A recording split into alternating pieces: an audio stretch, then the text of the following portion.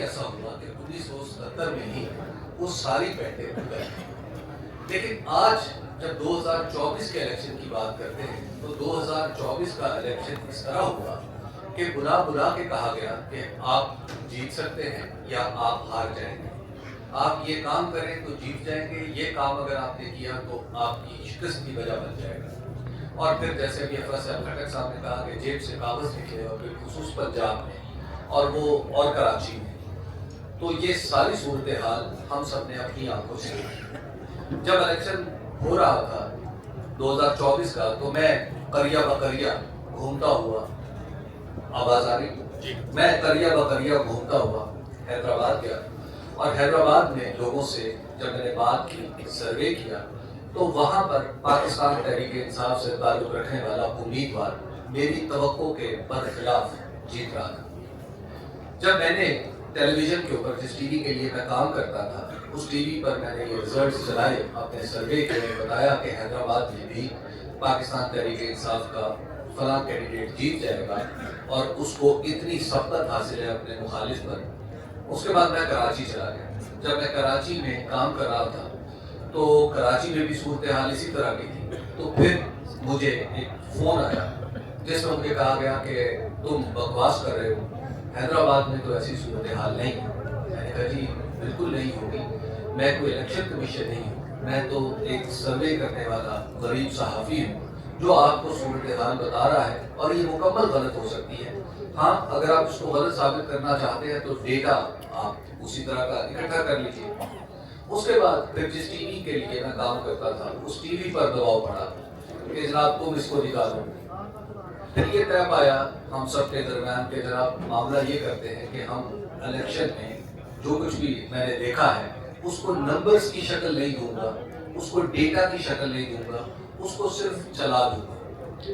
جب میں نے وہ چلانا شروع کیا تو اس کے بعد پھر جو آخری حلقہ میں نے اسی طرح کور کیا وہ نواز شریف صاحب کا تھا, جہاں سے نواز شریف صاحب تقریباً 15% یا ڈاکٹر یاسمین راشد صاحبہ سے پیچھے ہیں.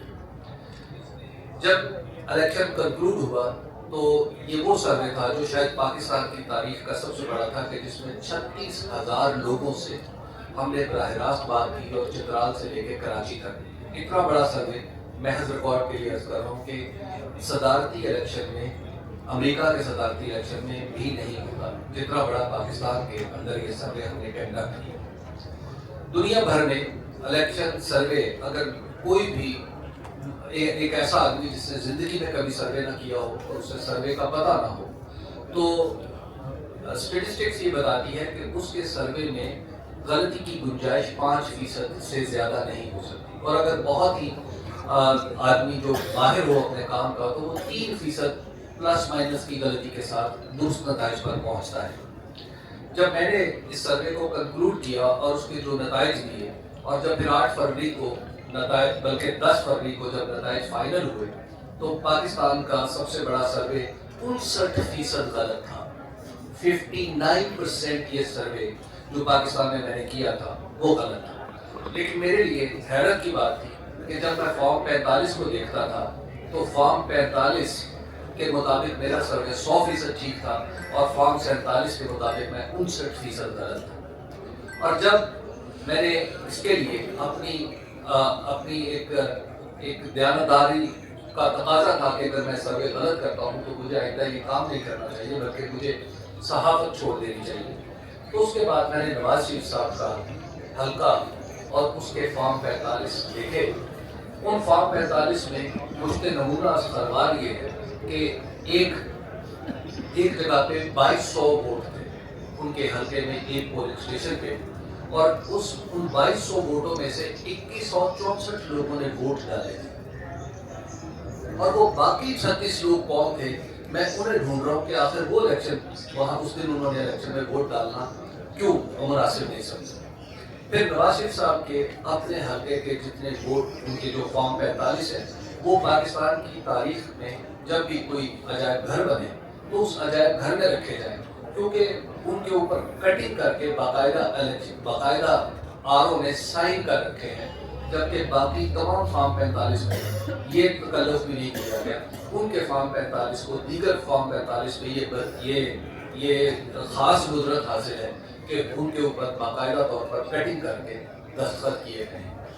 اور آج میں دیکھتا ہوں کہ جو الیکشن جو دراصل پاکستان کی سیاست کا یا پاکستان کے کانسٹیٹیوشن کا گرنٹ نارم ہے، جس کی بنیاد پہ پورے کانسٹیٹیوشن کی عمارت کھڑی ہے، وہ پوری کی پوری عمارت کی بنیاد متزلزل ہو گئی، جیسے فیصل کھٹک صاحب نے کہا، اور ابھی تک اس طرح کی تحریک برپا نہیں ہوئی جس طرح کی 1977 میں ہو گئی تھی۔ آخر اس کی کیا وجوہات ہے؟ یہ کس نے کرنا ہے؟ اور دوسری بات، مجھے یہ اجتماع دیکھ کے ایک صحافی کے طور پہ تھوڑی حیرت اور کچھ خوشی بھی ہو رہی ہے کہ پاکستان میں ایسے لوگ موجود ہیں، محمود خان چکدری صاحب کی طرح، بیرسٹر گور کی طرح، راجہ ناصر عباس صاحب کی طرح، اسد قیصر ہیں، اختر جان مینگل ہیں، سب لوگ موجود ہیں جن کے کہنے پہ لوگ ایک میز کے گرد بیٹھ سکتے ہیں۔ افسوس کے ساتھ کہنا پڑتا ہے کہ آج کی حکومت یہ کنویننگ پاور بھی کھو چکی ہے۔ آج شاید پاکستان کے کسی ادارے کے پاس یہ کنویننگ پاور بھی نہیں رہی کہ اتنے مختلف خیال لوگوں کو ایک میز پر بٹھا کے انہیں یہ آزادی دے کہ آپ ایک دوسرے سے ڈس ایگری کریں، آپ ایک دوسرے سے اگری کریں، اور پھر کسی ایک نتیجے پر مشترکہ طور پر پہنچا جائے، اور وہ کم سے کم نکات ہوں جن پر کوئی تقاضا کیا جائے کہ آپ ان پر اتفاق کا اظہار کریں۔ یہ ایک واحد خوشائند بات ہے جو پاکستان کی سیاست میں ہوئی ہے۔ لاسٹلی میں عرض کروں گا کہ میں ایک صحافی کے طور پہ پابندیاں شاید میری طبیعت کا حصہ بن چکی ہیں کہ مجھے پتا ہے کہ مجھ سے پہلی والی نسل نے بھی قربانیاں نوکریوں کی بھی دی، انہوں نے اپنی آزادی کی بھی دی، وہ جیل بھی گئے، انہوں نے سب چیزیں بھوگ دی۔ آج شاید تاریخ نے میرے کندھوں پر اور بہت ہی نازک کندھوں پر یہ بھاری بوجھ جس کو میں قدم اٹھانے کا اہل نہیں ہوں وہ لاد دیا ہے۔ چلیے میں اس کے تلے کچلا جا رہا ہوں، ہم بات آگے کی طرف لے کے جانے کی کوشش کر رہے ہیں، لیکن آپ سب لوگ جو سیاست سے تعلق رکھتے ہیں، میں آپ کی خدمت میں یہ عرض کرنا چاہتا ہوں کہ سیاست دراصل وہ پانی ہے جو عدالت، صحافت اور معیشت کے کھیت کو سیراب کرتا ہے۔ آج یہ پانی اتنا آلودہ ہے کہ اس نے جھاڑ جھنکار اگا دی ہے۔ ہم صحافت کی طرف دیکھیں تو ابھی میرے سینئر اور میرے دوسرے سینئر افضل بٹ صاحب اور میرے وکیل اللہ جان صاحب، ان کے درمیان جو بھی اختلاف کی کیفیت ہے، اور میری بھی ہے، میں بھی اپنی قیادت سے کسی نہ کسی درجے میں اختلاف کرتا ہوں۔ کبھی مجھے بھی یہ گمان گزرتا ہے یا بدگمانی ہوتی ہے کہ شاید ہماری قیادت کسی مداحنت کا شکار ہے، لیکن بہرحال ہماری قیادت اور ہم نے اسی کے ساتھ چلنا ہے۔ آج پیکا ایکٹ ہے اور یہ بھی سیاست کے ایوان سے نکلا ہے، سیاست کا وہ ایوان جو 2024 کے الیکشن کے نتیجے میں بنا، اور آخر کار ہم دیکھ رہے ہیں کہ ہر جگہ ایک تقسیم پیدا ہوئی ہے، اور اتنی گہری پیدا ہوئی ہے کہ اب ہم صحافیوں کو آپس میں ریکنسائل کرنے کا موقع نہیں مل رہا، جو اپنی اپنی آراء پر اصرار کرتے ہیں۔ سیاستدانوں کی کیفیت یہ ہے کہ وہاں پر بھی کہیں ریکنسیلیشن کے کوئی امکانات نہیں ہیں۔ اداروں اور سیاست کے درمیان جو باہمی افتراق اور خلیج ہے وہ اتنی بڑھ چکی ہے کہ اس کو بانٹنے والے لوگ کم ہیں۔ تو کیا ہم سب نے یہاں سے آگے بڑھنے کے لیے راستہ جو بھی چننا ہے، وہ تو خود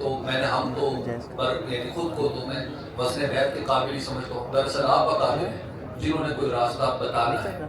تو کیا ہمارے پاس واقعی کوئی راستہ بچا ہے، یا جیسے یہاں پر بہت سارے لوگ کہہ رہے ہیں کہ جناب ہمیں صرف لڑنا ہی پڑے گا؟ کیا یہ لڑائی کی کیفیت میں یہ ملک اس کا متحمل ہو سکے گا؟